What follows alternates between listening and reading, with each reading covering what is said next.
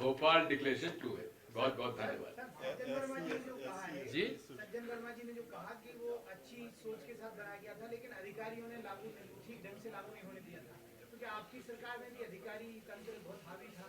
ऐसा ऐसा उनका विचार जरूर हो सकता है। समय कम मिला, 1.5 साल में किसी भी पॉलिसी को लागू करना आसान नहीं है, लेकिन उसके बावजूद भी 3.5 लाख लोगों को पट्टे बांटे गए।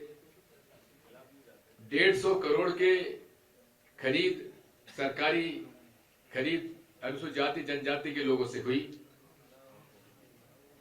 लगभग हजारों बेरोजगार अनुसूचित जाति जनजाति के डिप्लोमा होल्डर और इंजीनियरिंग ग्रेजुएट्स को ठेके मिले। इसके अलावा और भी कई विषय थे उसके अंतर्गत जिसमें लाभ मिला। हाँ, उस समय बात यह थी कि लैंड अलॉटमेंट के अंदर हुआ ये था कि सरकारी जमीनों पर बड़े बड़े दबंगों का कब्जा था। उन दबंगों को हटाकर अनुसूचित जाति जनजाति के भूमिहीन लोगों को हम लोगों ने पट्टे बांटे थे। उसकी वजह से हम लोगों को राजनीतिक तौर पर ग्रामीण क्षेत्र में नुकसान जरूर हुआ है, लेकिन ये हमेशा से जमीन का मसला जो है बड़ा सेंसिटिव इशू रहता है और इसलिए हमें उसकी भी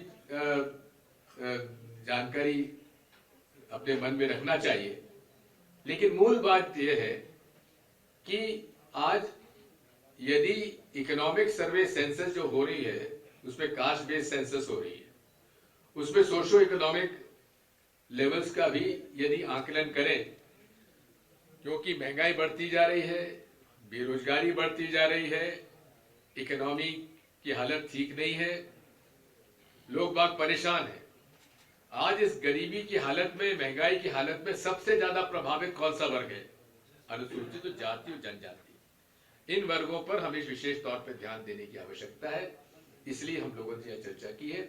और सभी हमने कल भी, आज भी बुलाया था हमारे आदिवासी इनके भारतीय जनता पार्टी के लक्ष्मण मरकाम जी, हमने उनको भी इनवाइट किया था कि आप भी आइए। और कल हमने सारे भाजपा के विधायकों को इनवाइट किया कि आप भी आइए, सुझाव दीजिए, क्योंकि ये कांग्रेस पार्टी का ये कोई प्रयास नहीं है, ये दलित इंटेलेक्चुअल्स का सुझाव था और जो उन्होंने मुझे अप्रोच किया तो मैंने उसमें सहमति दी और उसको मैं सहयोग कर रहा हूं। लेकिन ये कोई अभी किसी पार्टी विशेष का कार्यक्रम नहीं है, ये सिविल सोसाइटी में, जैसे ये इनमें से केवल हम लोगों को छोड़ के कोई सरकारी नौकरी में नहीं है और सभी हमारे बाहर से भी लोग आए हुए हैं, तो ये सब लोग हैं जिसकी वजह से हम लोगों ने दलित इंटेलेक्चुअल्स के सुझाव पर मैंने इसको स्वीकार किया है और आप लोगों का सहयोग और समर्थन की अपेक्षा है। बहुत बहुत धन्यवाद। बीजेपी, आपने कहा बीजेपी के लोगों को भी अप्रोच किया गया, इसमें तो कुछ रिस्पांस मिला, नहीं मिला, क्या होगा? मिलता तो मैं क्यों कहता।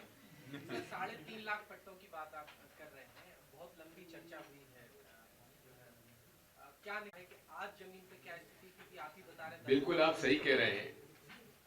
सरकार हमारी जाने के बाद कईयों के पट्टे कैंसिल हुए, कईयों को पट्टा है, कब्जा नहीं है, दबंगों ने उनको हटा दिया है। ऐसी कई शिकायतें आती, लेकिन हर सरकार की नियत परिलक्षित करती है उसका सोच, उसका विचार।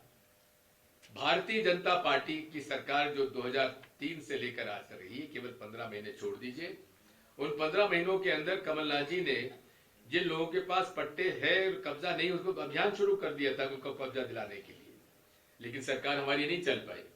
लेकिन आज हम लोग इस दावे के साथ कह सकते हैं कि आज भी हजारों ऐसे अनुसूचित जाति जनजाति के लोग हैं जो पट्टा लेके घूम रहे हैं, कब्जा नहीं मिल पा रहा है। वन अधिकार अधिनियम में जिनको अधिकार मिलना चाहिए था, पट्टे मिलना चाहिए था, पट्टे उनको नहीं मिल पाए।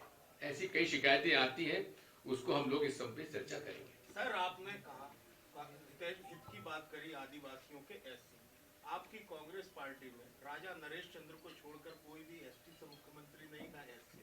नहीं, क्या आप राजा नरेश चंद एसटी के थे। हाँ जी, और केवल 13 दिन के लिए कांग्रेस पार्टी और अजीत जोगी जी को तो बनाया था ना। जी बनाया है, तो क्या आप कहेंगे कि अब की बार यदि आपकी सरकार बनती सुधार स्वयं से, तो मुख्यमंत्री आदिवासी या एससी? बात यही है, अनुसूचित जाति जनजाति का मुख्यमंत्री बनता है तो मुझे प्रसन्नता होगी।